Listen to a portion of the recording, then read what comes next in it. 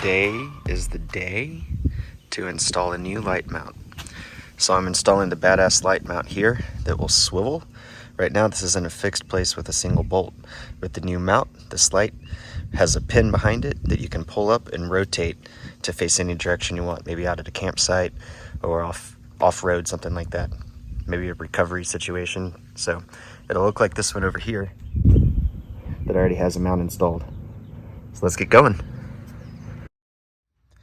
All right, I'm ready to install the mount. I've got my pieces and I've got my mechanic buddy.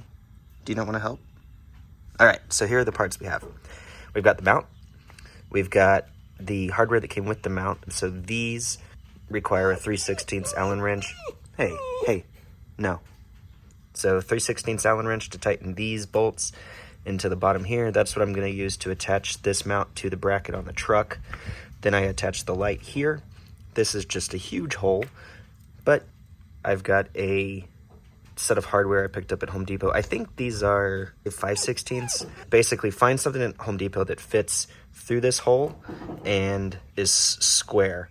If it's not square, then it's gonna, you won't have any way to tighten it through the light. The light itself, the light pod I'm mounting, has a bracket on it that has a square hole. So I'll put this through the square hole, tighten it from the bottom, and this will keep it from spinning since it's square, because there's nothing on here to keep it from spinning. It's just a hole, round hole that is. So for this nut, I got my 1/2" wrench. I'm going to put Loctite on these bolts before I put them in to the mount. That way the mount doesn't risk vibrating apart while I'm driving. And then I'm going to put some anti-seize on this bolt before I mount the light. And that should be it. All right, one more thing I wanted to show you. This pin that comes with the kit goes in the top of the mount here where it says pull. So this pin here is spring loaded and you can pull it like that. So that's what allows you to pull. There's several holes in the black part of the mount and the pin drops into each one of them. So when you pull the spring loaded pin up, it allows the red part to rotate to a different position in one of the holes here. So that's how the spinning mechanism works.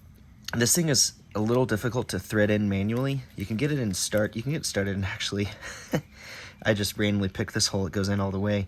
But one thing I was going to mention is that a lot of the holes have dip that kind of ran from when they dipped the metal here, and so they're kind of gunked up in there. So it's not bad, but if you can't spin this in easily with your fingers, use a wrench to spin it in, and it can break through whatever dip is kind of oozed into the hole in there.